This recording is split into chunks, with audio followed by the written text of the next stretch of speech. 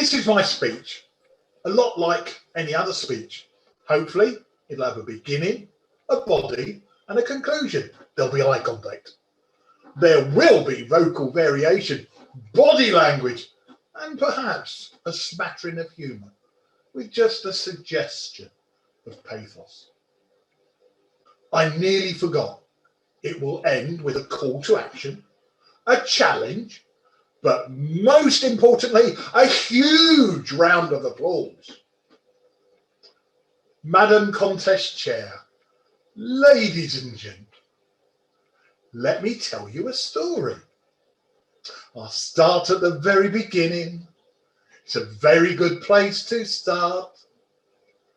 It's the summer of 1986, and I'm sitting at a table outside St Answell Cafe, waiting for my tea and cake, when striding over the hill came this rather upright and purposeful gentleman.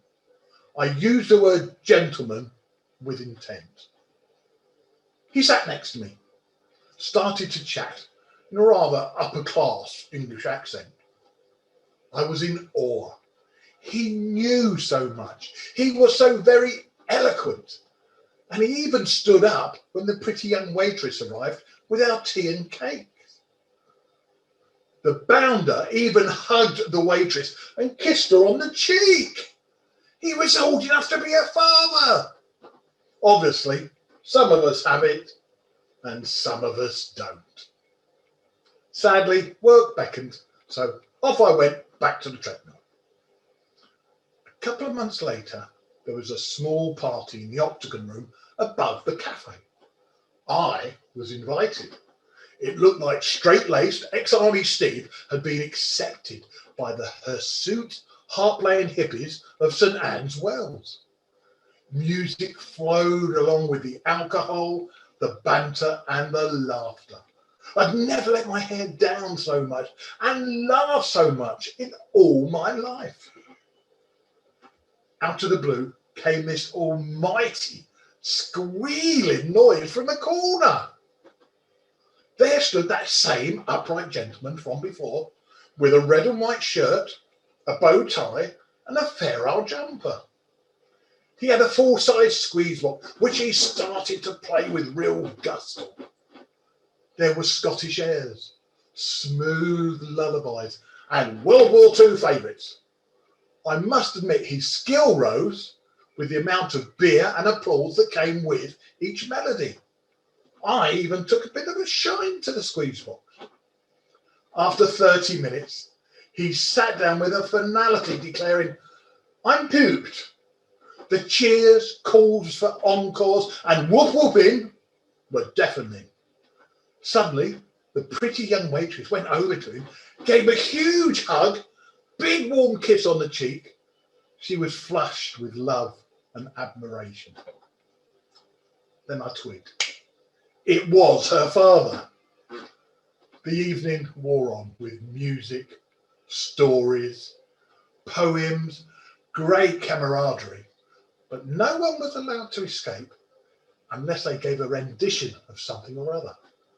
All I will say is that my awful attempt at John Denver's Annie song is best left in the mists of time. It was well past midnight as I left, and I stumbled home down this steep and slippery hill. My head was still full of all that had happened that very evening. The fun, the laughter, the music, but most of all, the start of a wonderful and lasting friendship with this upstanding, formal Scottish gentleman, with his wonderful wife Anna, and that pretty young waitress Caroline. I expect you all know who I'm talking about. Colin Jackson, husband, father, friend. I have learnt so much from Colin over the years, and all of it is for the better. Dedication to work, but most importantly, dedication to the family. His love of the arts, whether that be verse, music, drama, or cooking. Yep, cooking is an art to Colin. He shared his famous Indian marrow chutney with me, and we now make this together and we call it Burjack. Birch Jackson. He taught me how to season a wok. I still have mine 35 years later. He taught me how to be couth by using a butter knife. Colin's not here this evening, so I can say, I love you, Colin. In a manly way, obviously, but with one proviso. Just like his old dog, Kim, I'm still not that keen on the squeeze box. Colin's not very well, but he sends his love and his thoughts. And I ask you all to reciprocate with your love, your thoughts, and your best wishes. Colin is one of a kind. Colin is one of a generation. I promised you a call to action. You never know when you'll meet someone who can change your life, your values, and your expectations. Give everyone you meet that chance because they may be a Colin. I also promised you a challenge. Be kind to others. Treat them as you would like to be treated yourself. But most importantly, be a Colin.